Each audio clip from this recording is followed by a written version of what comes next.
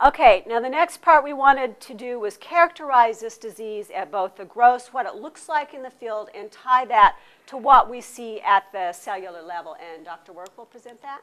If there's any management-oriented thing that's come out of these coral disease projects, I think, overall, it's been trying to instill some discipline in the coral biology community on how they name their lesions and how they describe their lesions. Because when you read the coral disease literature, a lot of people go out and they see a lesion on the coral and they infer that it's probably an infectious disease when they really don't have any evidence one way or the other by doing a simple field observation. And so doing things like microscopy has helped shed light on that aspect, that when you see a coral with a lesion, microscopically it may have very different manifestations. And I think the coral biology community is starting to come around with that concept that they can't just be trying to diagnose these things in the field.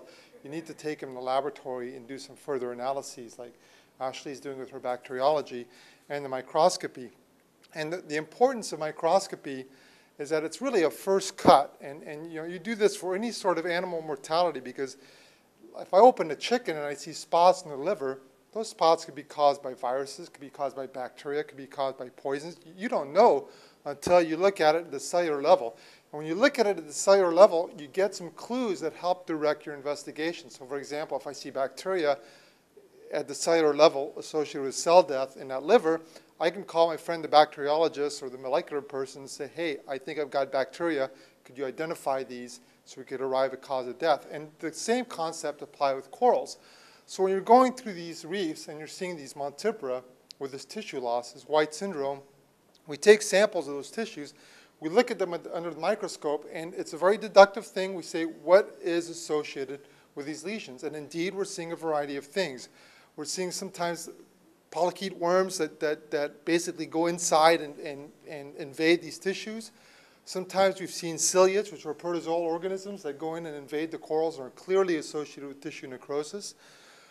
Sometimes you just see simple, uncomplicated necrosis of tissues. We don't know what's causing it, but we know that there's actual active tissue death going on in those corals. And then sometimes we see things we've never seen before. There's these little blobs right here. We're calling them metazoa. Basically, it's a multicellular organism.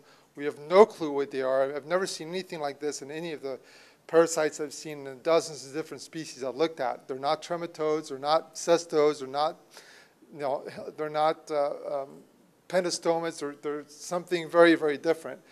But those are the things you see at the microscopical level. Now, that doesn't tell you cause and effect. All it tells you is that, yep, you've got something associated with that lesion, but then is that thing causing the lesion or not?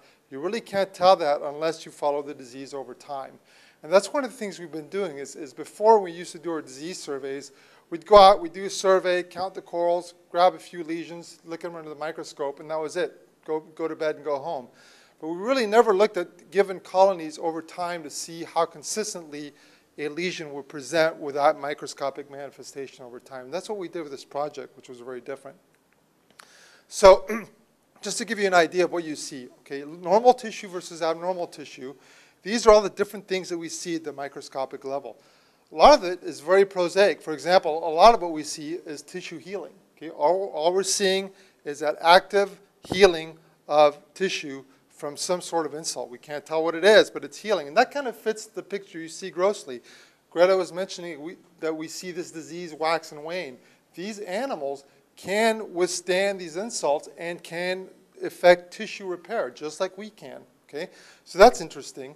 And then we see a whole variety of different things, ciliates, metazoa, sometimes we see polychaete worms. And again, this is just a first cut. We need to do controlled studies to see the role of these organisms in disease causation. But at least it gives you something to hang your hat on. Instead of saying, well, we just have a lesion out in the field, we can say, hey, now we're seeing these organisms. What potential role could these organisms be playing in causing these lesions, if at all? We've also tried to subdivide these lesions a little bit more to give us more clues as to what's going on. And we see really two patterns of tissue loss in Montipora. We see one pattern, which we call acute, where you can see this patch here. It's like this sudden loss of tissue that just appears.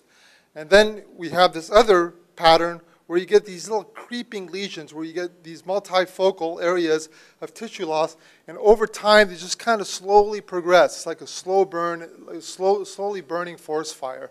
And those are really the two things we see at the gross level. And one of the questions we had is, okay, well, we know what the difference is, you know, for abnormal versus normal tissue. What if we were to subdivide these two lesion types and look at those microscopically? And we really don't see much difference at all. Okay, we basically see the same thing, both at the acute and the chronic phase.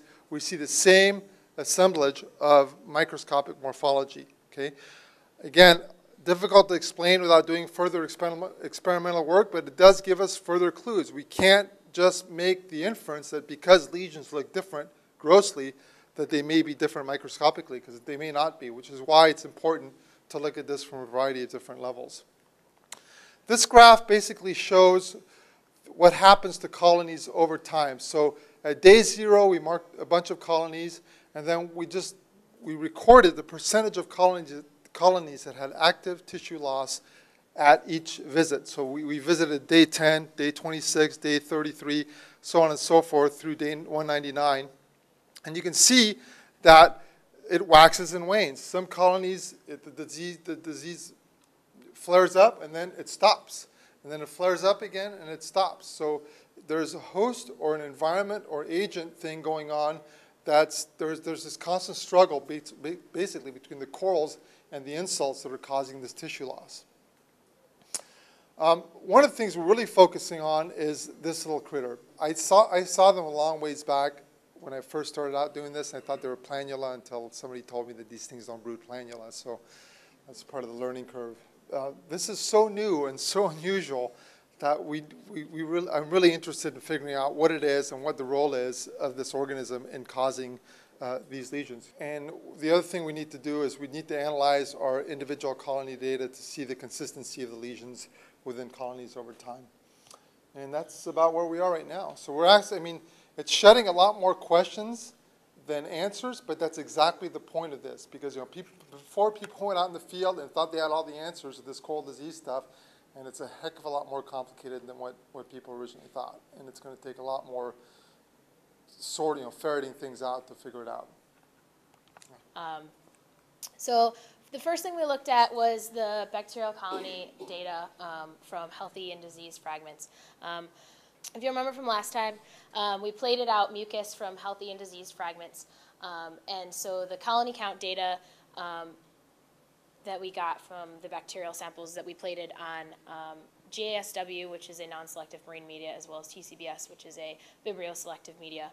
We looked at the TCBS because Vibrios are not only opportunistic species, but they're also pathogenic. So when we looked at the diseased, we found that there was a 12-fold higher amount of bacteria on the diseased mucus than in the healthy. We also looked at the proportion of Vibrio species we saw that there was 5 times higher Vibrio species on the disease compared to the healthy. And then as Terry was talking about with this rate of tissue loss within the disease, there was a 3.5 times higher proportion of Vibrio species in the acute versus the chronic. So then I analyzed the sequence data from this. I grew up these bacteria, isolated DNA, and looked at the 16S, and we found that in the healthy it was dominated by Alteramonas and Streptomyces, and then in the diseased it was overwhelmingly Vibrio species, and then there were showings of Pseudoalteramonas, and members of Rhodobacteriaceae. I also looked at the acute and the chronic rates of progression, and in the acute there was almost entirely Vibrio species with very small numbers of Pseudoalteramonas and a couple of other things that showed up. And then in the chronic there was also majority of Vibrio species, but there was also an increased amount of Pseudoalteramonas as well as an increased amount of Rhodobacteriaceae family members. I've identified from the sequence data to perform more focused inoculation studies to see if we can't get disease signs to show. And so we're going to run that in the future. We also have an additional run of transmission experiments in the works right now, like Greta said, with filtered water, so we can try and get a little bit more focused studies. I also am going to create a clone library so I can identify the difference in structure between the cultured bacteria versus the uncultured bacteria. to see if there's any difference there. So are there any questions?